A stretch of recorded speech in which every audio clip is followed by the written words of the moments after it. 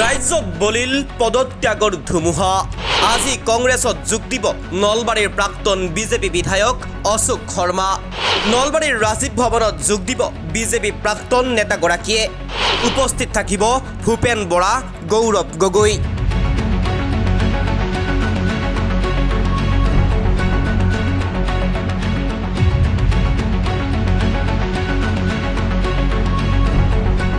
2026 বিধানসভা নিৰ্বাচনৰ পূৰ্বে বিজেপিত চলিল যেন পদত্যাগৰ ধুমুহা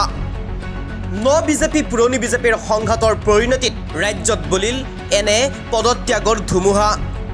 কেইবাদিনৰ পৰা সামাজিক মাধ্যমত চৰ্চাত চলি থকা বিষয়টো আছিল নলবাৰীৰ প্ৰাক্তন বিজেপি বিধায়ক তথা অসমত বিজেপি প্ৰতিষ্ঠা কৰাত গুৰুত্ব পালন কৰা বিজেপিৰ প্ৰাক্তন নেতা অশোক শৰ্মাই পদত্যাগ কৰিব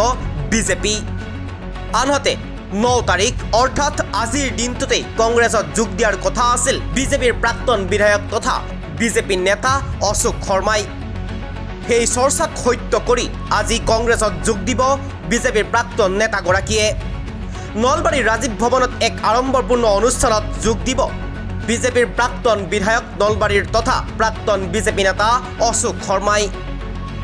উপস্থিত থাকিব অসম প্ৰদেশ কংগ্ৰেছ কমিটিৰ সভাপতি ভূপেন বৰা সাংসদ গৌৰৱ গগৈৰ লগতে কেইবাগৰাকীও কংগ্ৰেছৰ জ্যেষ্ঠ নেতা তথা বিধায়ক 2026 বিধানসভা নিৰ্বাচনৰ পূৰ্বে বিজেপিৰ পৰা এনেদৰে প্ৰাক্তন বিজেপি নেতাই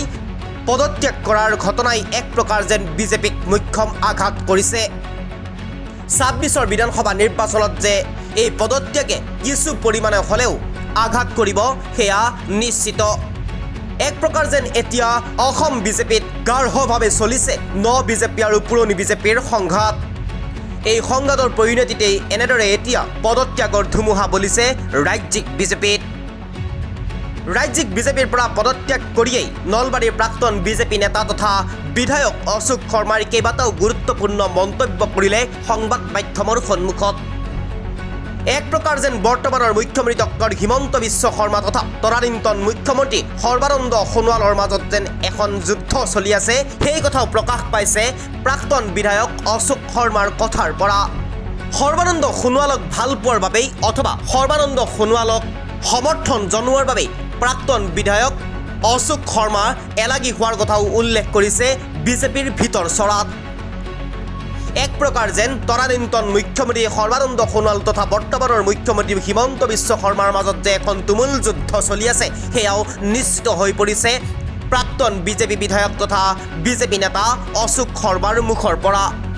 সি যি কি নহওক 9 আগষ্ট তথা আজিৰ দিনটোতে কংগ্ৰেছত যোগ দিম বুলি কোৱা অশোক শৰ্মাই আজি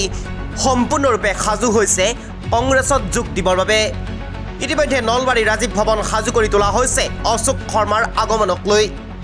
উপস্থিত থাকিব কংগ্ৰেছৰ সভাপতি ভূপেন বৰা সাংসদ গৌৰৱ গগৈৰ লগতে কেইবাগৰাকীও কংগ্ৰেছৰ জ্যেষ্ঠ নেতা তথা বিধায়ক